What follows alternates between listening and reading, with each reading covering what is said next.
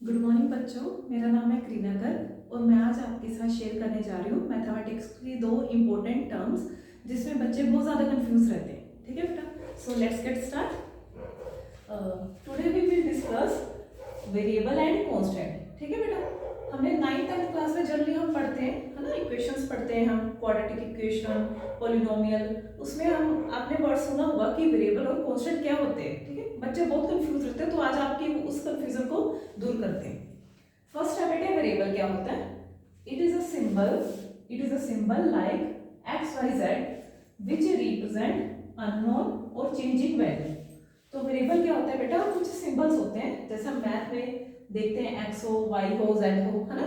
तो उन सिंबल्स को हम क्या बोलते हैं? वेरिएबल बोलते हैं, जो क्या रिप्रेजेंट करते हैं? ऐसी वैल्यू को जो कि या तो अननोन है बेटा इक्वेशन में, है ना, हमें उसकी वैल्यू पता नहीं है, या फिर वो कॉन्टिन्यूसली चेंज हो रही है। ठीक है बेटा, जैसे एग्जांपल लेते हैं हम, 2x + 3y = 10।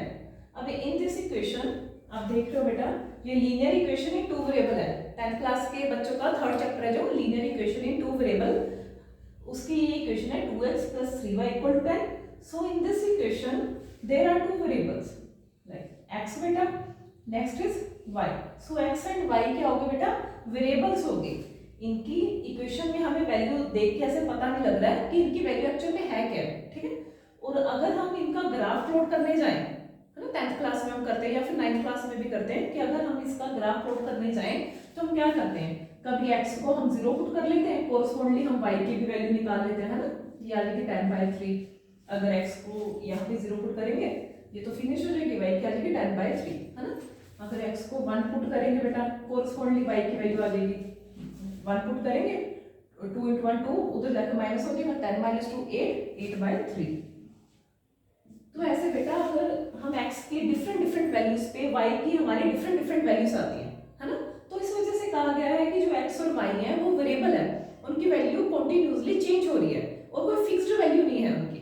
ठीक है बेटा, सो दिस इज वेरिएबल। अभी बेटा कांस्टेंट क्या होते हैं?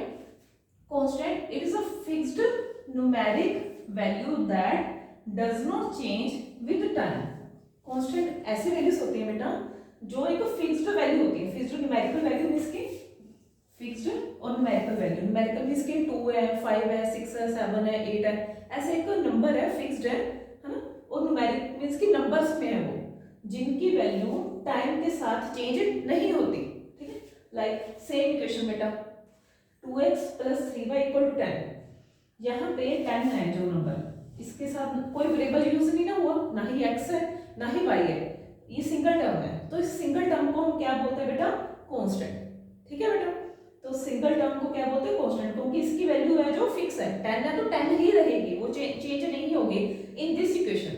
हाँ, अगर हम किसी और इक्वेशन की बात करें उसमें वो कांस्टेंट की वैल्यू कुछ और हो सकती है, but in this equation value of constant does not change. हाँ, बट इन दिस इक्वेशन यहाँ पे जो हमने पढ़ा है कि x और y की वैल्यू चेंज हो सकती है, और कैसे हो सकती है वो मैंने आपको अभी बताया कि हमने x की डिफरेंट वैल्यूज लेकर y की डिफरेंट आंसर हम फाइंड आउट कर सकते हैं, या फिर वाइस वर्सा, y की हम डिफरेंट वैल्यूज लेके x की डिफरेंट सॉल्यूशंस निकाल सकते हैं। ठीक है बेटा, थैंक यू।